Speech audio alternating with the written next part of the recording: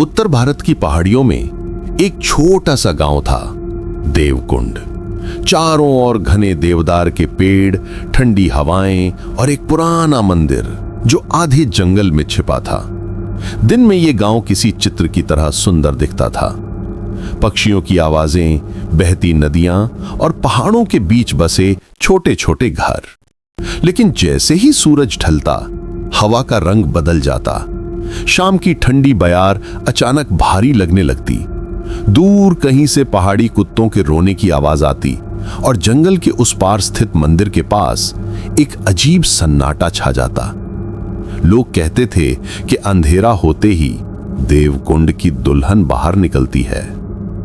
कहानी बहुत पुरानी है। गांव में एक लड़की रहती थी, कमला। उसके चेहरे पर ऐसी मासूमियत थी कि देखने वाला ठहर जाए।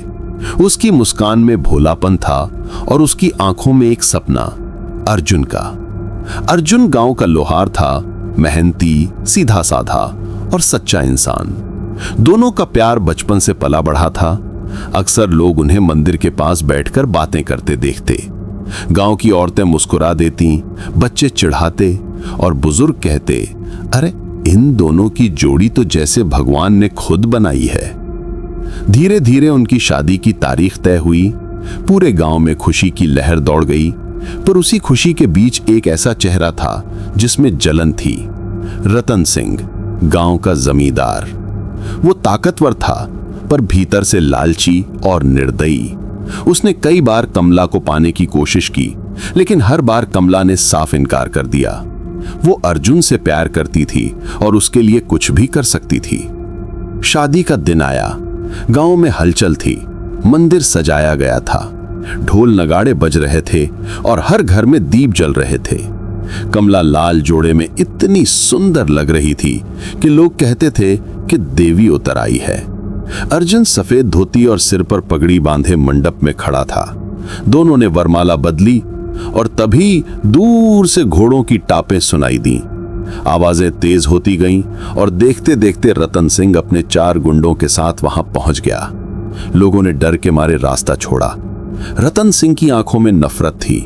उसने तलवार खींची और चिल्लाया, अगर मैं इसे नहीं पा सका तो कोई और भी नहीं पाएगा। अर्जुन आगे बढ़ा और बोला, रतन सिंह, ये पवित्र जगह है, यहां खून मत बहा।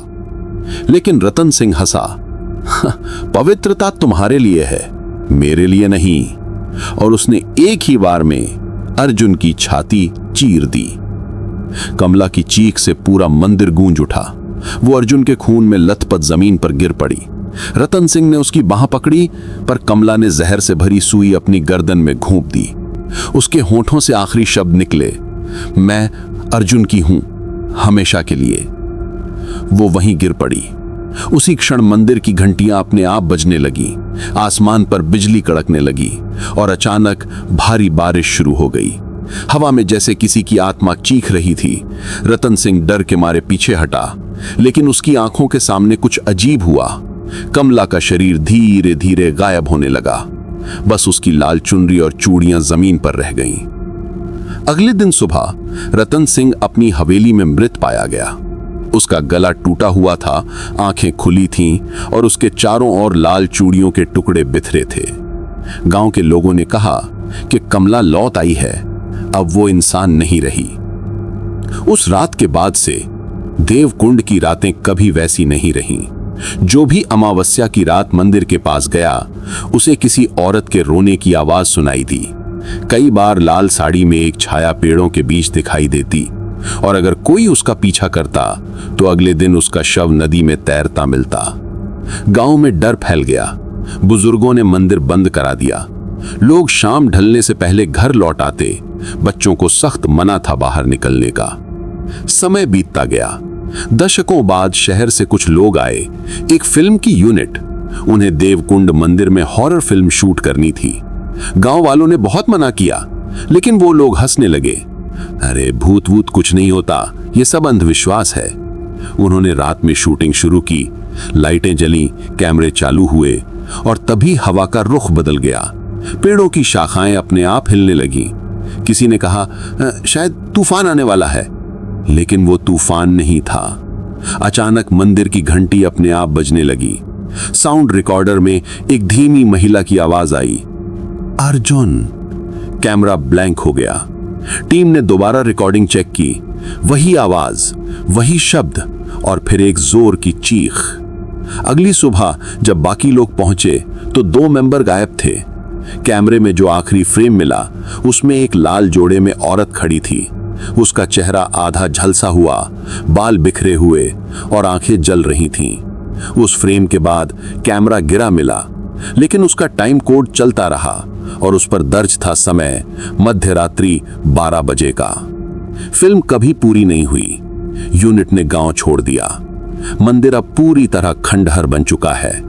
कहते हैं रात में वहां अब भी लाल धुंध उठती है। कभी कभी हवा में चूड़ियों की खनक सुनाई देती है। औरतें अपने घरों में तुलसी के पास दीपक जलाकर सोती हैं। बच्चे अब भी डरते हैं कहीं वो दुल्हन फिर न लौट आए।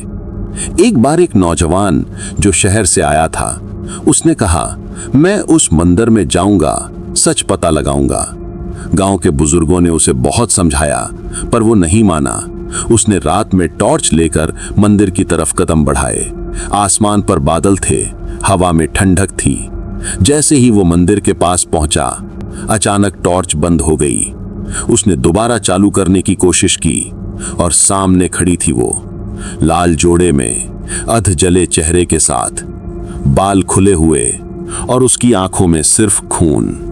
उसने धीमे से कहा, तू अर्जुन नहीं है। अगली सुबह उसका शव मंदिर की सीढ़ियों पर मिला। गांव के लोग अब उस रास्ते से भी नहीं गुजरते। कुछ कहते हैं कि वो चुड़ैल अब भी अपने अर्जुन की तलाश में है और हर उस आदमी को मार देती है जो मंदिर के पास जाता है। कभी कभी अमावस्या की रात हवा में हल्की सी आवाज गूंजती है और फिर अचानक ठंडी हवा का झोंका आता है। कहते हैं कमला अब चुड़ैल नहीं, एक शाप बन चुकी है। वो हर उस औरत की प्रतीक है जिसे प्यार में धोखा मिला या जिसे समाज ने अपमानित किया। जब भी कोई स्त्री अपने साथ हुए अन्याय पर आंसू बहाती है तो हवा में वही आवाज सुनाई देती है, मैं अब भी यही हूं। देवकुंड अब सिर्फ एक गांव नहीं, एक दास्तान है, एक ऐसा स्थान जहां प्रेम ने रूप लिया बदले का और मासूमियत ने जन्म लिया श्राप का। कहते हैं रात में जब पहाड़ों पर लाल धुंध छाती है तो वो देवकुंड की दुल्हन फिर निकलती है, अपने लाल जोड़े में, टूटी चूड़ियों के साथ और अपनी खोई हुई आत्मा को खोजने।